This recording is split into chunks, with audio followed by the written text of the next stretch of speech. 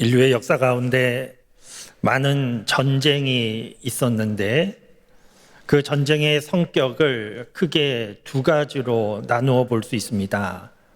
하나는 다른 나라를 공격해서 사람을 죽이고 영토를 빼앗고 재산도 빼앗는 침략 전쟁이고, 다른 하나는 악에 대하여서 응징하고 심판하는 정의로운 전쟁, 이렇게 두 가지로 나누어 볼 수 있습니다.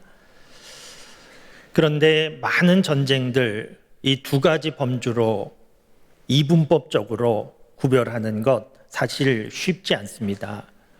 특별히 현대의 전쟁일수록 겉으로 드러나지 않지만 그 속에 정치적이고 경제적이고 또 인종적인, 이념적인 복잡한 문제들이 섞여 있었기 때문에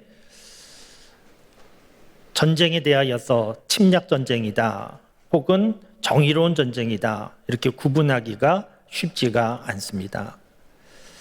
그런데 구분하기가 쉽지 않지만 우리가 모든 전쟁 상황에서 인정해야 하는 것이 있는데, 모든 전쟁은 하나님께 속했다는 겁니다.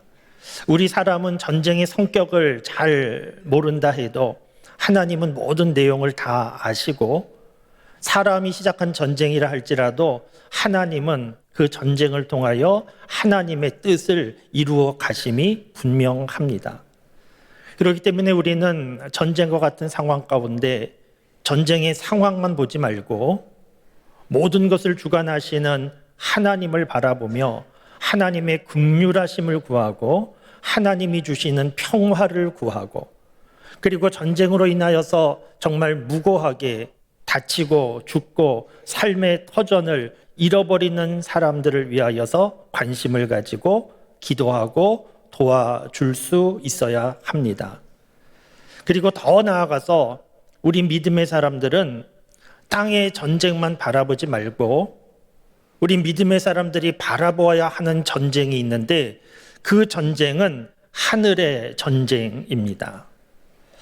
하늘의 전쟁, 무슨 내용인지 잘 이해가 안 되실 수 있는데 오늘 본문 말씀을 보시면 이해하실 수 있습니다. 오늘 본문 말씀 12절 말씀을 보시면, 우리의 씨름은 혈과 육을 상대하는 것이 아니요 통치자들과 권세들과 이 어둠의 세상 주관자들과 하늘에 있는 악의 영들을 상대함이라, 이런 말씀입니다. 우리는 누구인가 하면 예수님 믿는 우리입니다. 예수님 믿는 사람들, 예수님 믿는 사람들에게 씨름이 있다는 것인데, 이 씨름은 우리나라 민속 씨름과 같은 그런 씨름이 아니고 죽느냐 사느냐 하는 전쟁과 같은 이런 싸움인 겁니다. 그러니까 믿음의 사람들에게 전쟁이 있는데, 그 전쟁은 어떤 전쟁인가 하면 혈과 육에 속한 전쟁은 아니라는 겁니다. 혈과 육에 속한 전쟁은 이 세상에서 우리 눈에 보이는 사람과 사람이 싸우는 그런 전쟁인데, 우리 믿음의 사람의 전쟁은 이런 혈과 육에 속한 전쟁이 아니고 하늘의 악한 영과 싸우는 전쟁이라는 겁니다. 그러니까 눈에 보이지 않지만 모든 눈에 드러나는 것 배후에 있는 악한 영들과 전쟁하는 사람들이 예수님 믿는 사람들, 오늘 우리들이라는 겁니다. 우리는 신앙생활 하면서도 우리가 이 영적인 전쟁에 참전한 군사라는 생각을 제대로 하지 못하고 살고 있는데, 하나님은 말씀을 통하여서 우리에게, 우리 믿음의 사람들은 영적인 전쟁에 참전한 군사라고 말씀을 해 주시고 있습니다. 그렇다고 하면 우리가 좀 관심을 가져야 하지 않겠습니까? 우리가 영적인 전쟁에 참전한 군사라고 하면 이 전쟁에서 패하지 말고 이겨야 하지 않겠습니까? 이 영적인 전쟁에서 이기려면 어떻게 해야 되는가? 오늘 말씀을 잘 보시기 바랍니다. 전쟁에서 이기려고 하면 우선 적군에 대하여서 잘 파악하는 것이 기본입니다. 누가복음 14장에 보면 예수님께서 제자들에게 비유로 말씀해 주시는 내용이 있는데, 나를 따르려면 제자는 어떤 사람이 되어야 되는가, 그런 제자의 길에 대하여 말씀을 하시면서 한 나라에 임금이 있는데 이 나라의 군사가 10,000명인데 전쟁을 하게 됐는데 적군의 군사는 20,000명이라고 하면 이 임금이 무턱대고 전쟁 시작하지 않고 10,000명으로 20,000명을 이길 수 있을까 생각해 보지 않겠느냐. 그래서 이길 수 있겠다 싶으면 전쟁하고 이길 수 없겠다 싶으면 화친을 청하지 않겠느냐, 이런 말씀이 있습니다. 전쟁의 기본은 적군의 형편, 전력을 파악하는 것이 기본입니다. 그래서 지피지기면 백전불태, 이런 말도 있지 않습니까? 우리가 영적인 전쟁에 참전한 군사라고 하면 이 영적인 전쟁의 상대가 누구인가 하는 것을 우리가 알아야 되는데, 오늘 본문 말씀에는 악한 영들이라고 설명이 되어 있는데, 이 악한 영들은 누구인가? 성경 전체적으로 보면 다른 표현들이 있는데, 이 악한 영들에 대하여 사탄이라는 표현도 있고 마귀라는 표현도 있고 귀신이라는 표현도 있습니다. 그러니까 우리 믿음의 사람들이 영적인 전쟁에서 상대해야 되는 그 대상은 사탄, 마귀, 귀신이라는 겁니다. 사람들 가운데에는 사탄이 어디 있어? 귀신이 어디 있어? 이렇게 생각하는 사람들이 있습니다.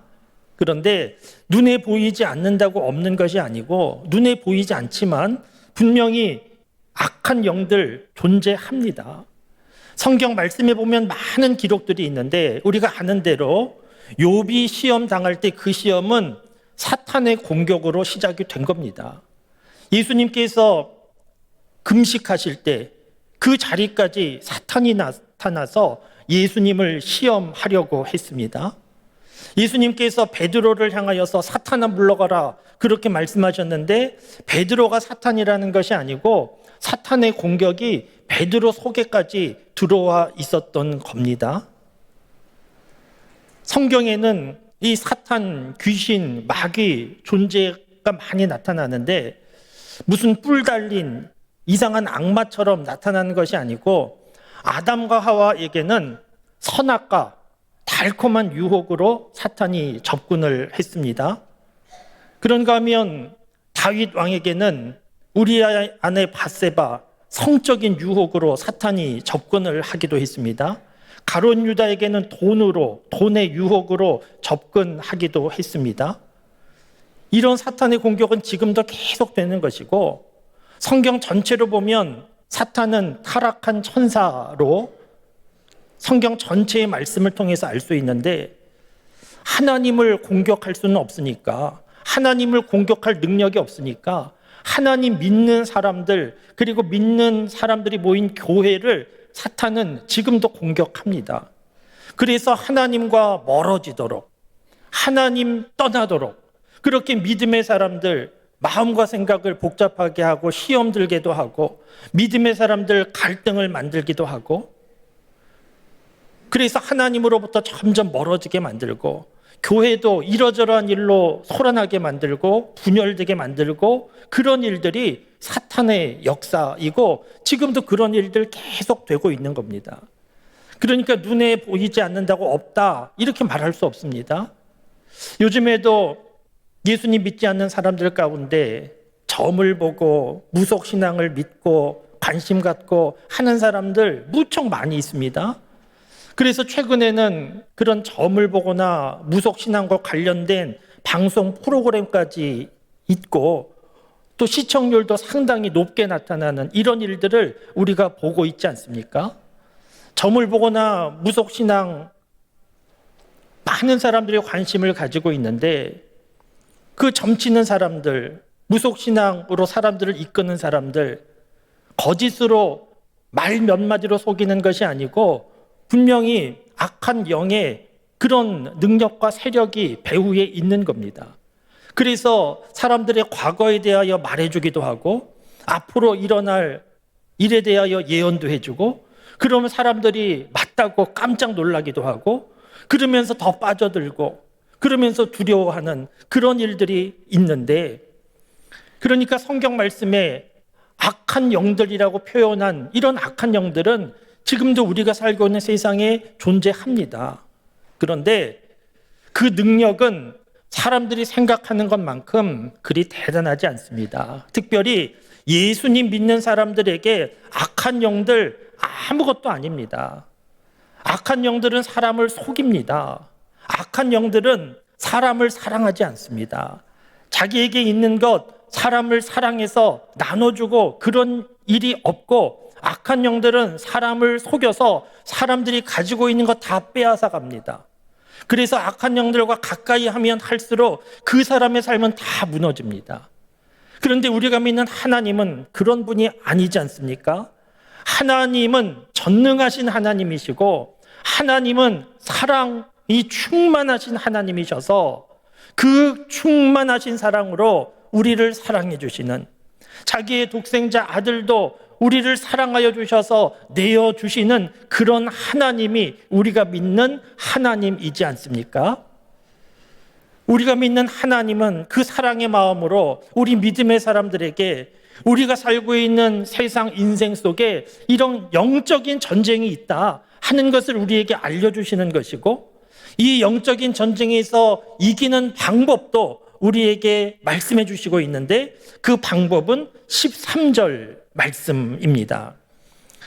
13절 말씀을 보시면, 그러므로 하나님의 전신갑주를 취하라. 이는 악한 날에 너희가 능히 대적하고 모든 일을 행한 후에 서기 위함이라. 이 영적인 전쟁에서 이기는 방법은 하나님의 전신갑주를 취해야 된다는 겁니다. 이 전신갑주는 로마 시대에 군인들이 전쟁에 나갈 때 머리에서 발끝까지 완전 무장한 상태가 전신갑주입니다. 오늘 본문 말씀 에베소서 말씀을 듣는 사람들은 전신갑주 하면 무엇인지 바로 이해하는 그런 말씀이었습니다. 오늘 우리도 생각해 보면 군인들이 군복을 입지 않습니까? 군복을 입다가 운동할 때는 체육복도 입고, 어디 외출 나가면 사복도 입고, 그렇게 옷을 갈아입는데, 어쨌든 평소에는 군복을 입습니다. 그러다가 어떤 상황이 발생하면 단독 군장하기도 하고, 그리고 상황이 더 심각하면 완전 군장하는데, 군인들이 완전 군장한 상태가 전신갑주입니다.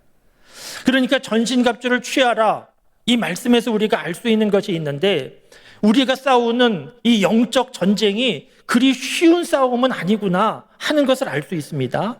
그런데 전신갑주를 취하라는 말씀을 통하여 우리가 알 수 있는 것은 쉬운 싸움은 아니지만 어렵고 불가능한 싸움이 아니다. 전신갑주를 취하면 이길 수 있는 싸움이구나 하는 것을 알 수 있습니다. 그리고 하나님께서 전신갑주를 취하라 말씀하시는 그 말씀의 뜻은 전신갑주 취하면 이길 수 있다, 걱정하지 말아라, 그런 하나님의 승리의 메시지가 있음을 우리가 알 수 있습니다.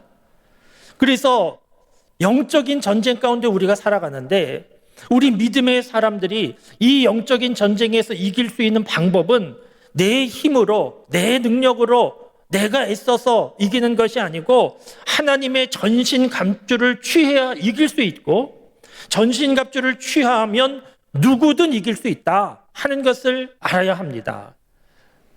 그러면 여러분 조금 더 생각해 보시면, 그러면 전신갑주는 뭐냐라고 하는 것을 생각해 볼 때, 우리가 아는 대로 오늘 본문 말씀의 머리에서 발끝까지 갖추어야 되는 그 전신갑주 내용이 기록이 되어 있는데, 우리가 하나하나 살펴보려고 하면 시간도 좀 많이 걸리고, 또 하나하나 살펴보다 보면 우리가 좀 집중력이 흐트러지기도 하는데, 핵심이 중요합니다. 전신갑주의 핵심이 무엇이냐? 오늘 말씀 17절과 18절 말씀에 그 핵심적인 내용이 기록되어 있는데, 17절 말씀은 성령의 검, 말씀을 취하라 하는 말씀이 있고, 18절 말씀은 성령 안에서 기도하라, 이런 말씀이 있습니다. 그러니까 전신갑주의 핵심적인 내용이 무엇인가 하면 말씀과 기도라는 겁니다.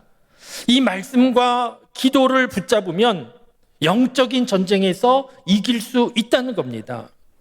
그러니까 우리가 인생을 살아가는 동안에 개인적으로 이러저러한 문제가 있고, 가정에도 어려움이 있고, 교회에도 감당하기 힘든 문제들이 발생한 상황이라고 하면 어떻게 해야 되는가?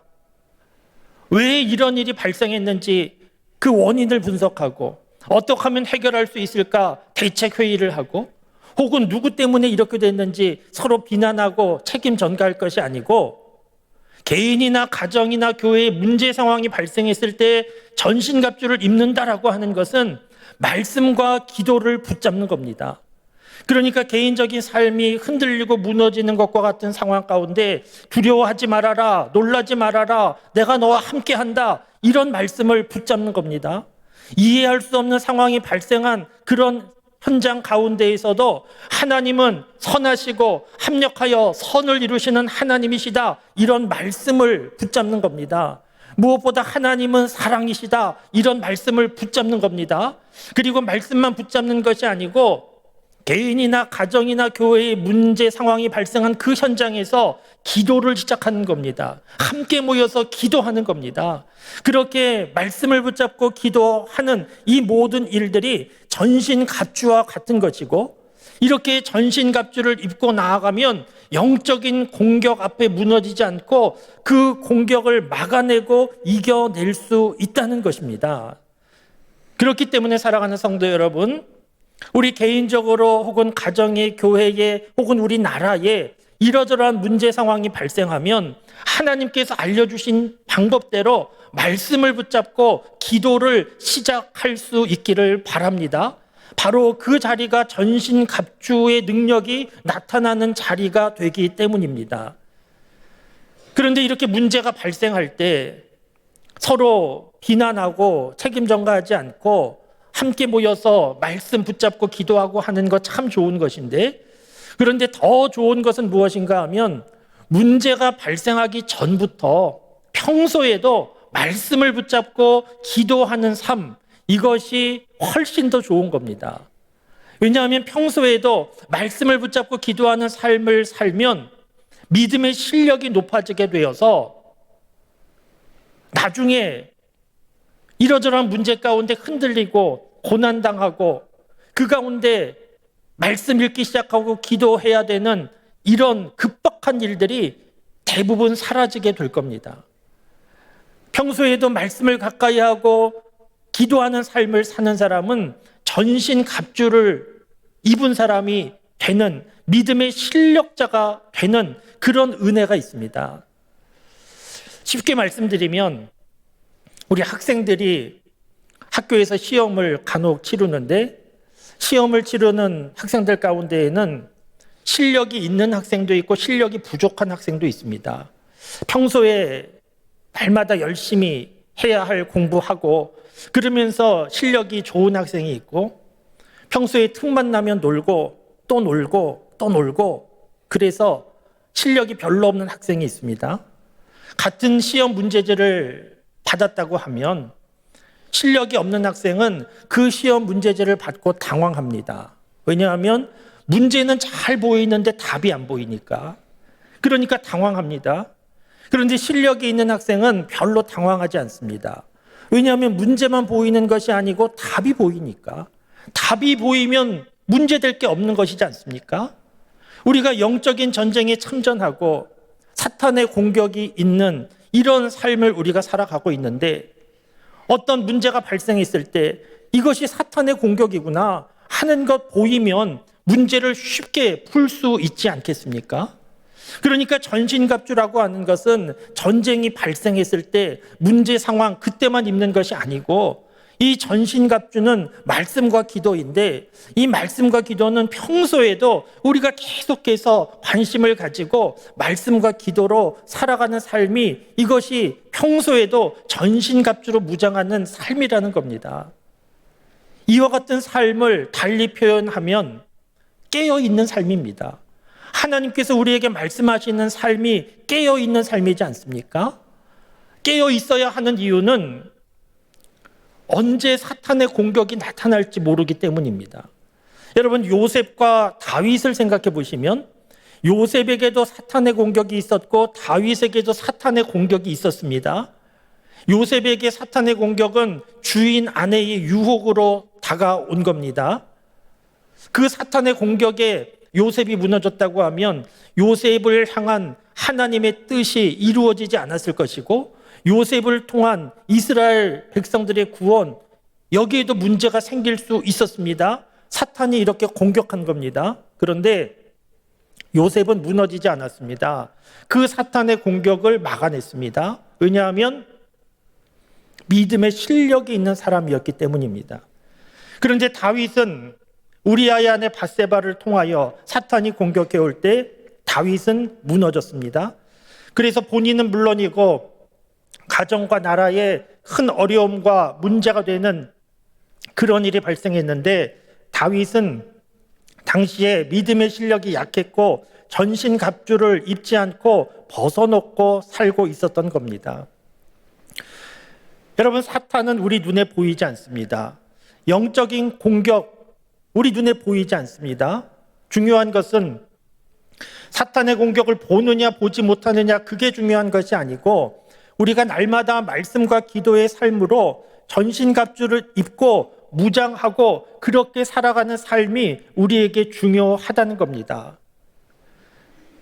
전쟁을 생각해 보시면 적군을 공격하는데 서로 전쟁 상황 가운데 공격을 해야 되는데 어디를 공격하겠습니까? 방어가 잘 돼 있는 강한 부분을 공격하겠습니까? 그런 공격하지 않습니다. 취약한 부분을 찾아서 공격합니다. 취약한 부분을 공격해야 효과가 있기 때문입니다.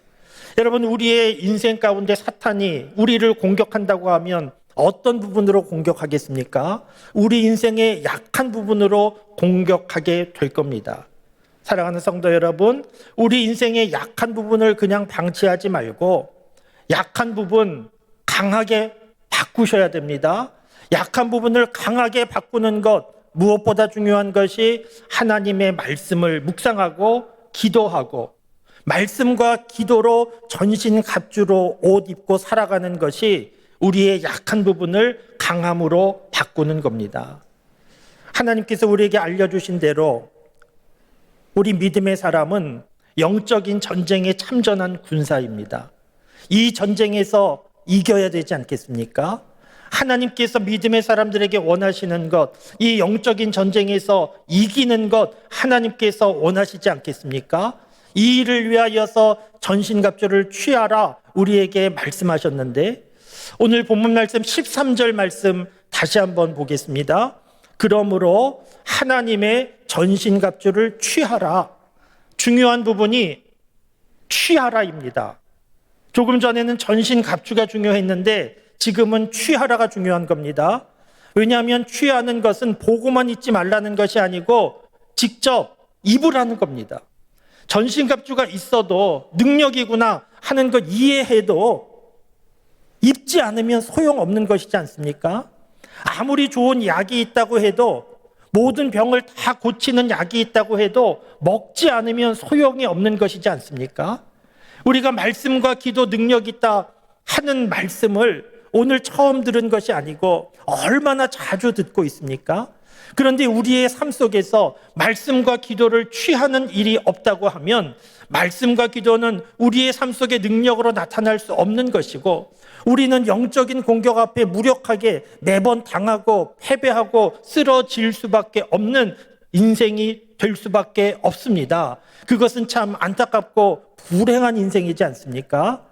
사랑하는 성도 여러분, 우리가 사순절 절기를 보내면서 우리의 약한 부분, 취약한 부분을 바라보면서 그냥 방치하지 말고 영적인 전쟁에 참전했는데 전신갑주 다 벗어놓고 그냥 그대로 가지 말고 전신갑주 입으면 문제없다, 이길 수 있다 하는 것 우리가 분명히 알고 말씀과 기도의 삶으로 무장하고 내 삶이 흔들리는 자리에서 말씀과 기도로 일어서고 말씀과 기도로 무장하여 영적인 전쟁에서 날마다 승리하고 하나님께 영광 돌리며 살아가는 우리 교우 여러분들 그리고 우리 장석교회가 될 수 있기를 주님의 이름으로 축원합니다.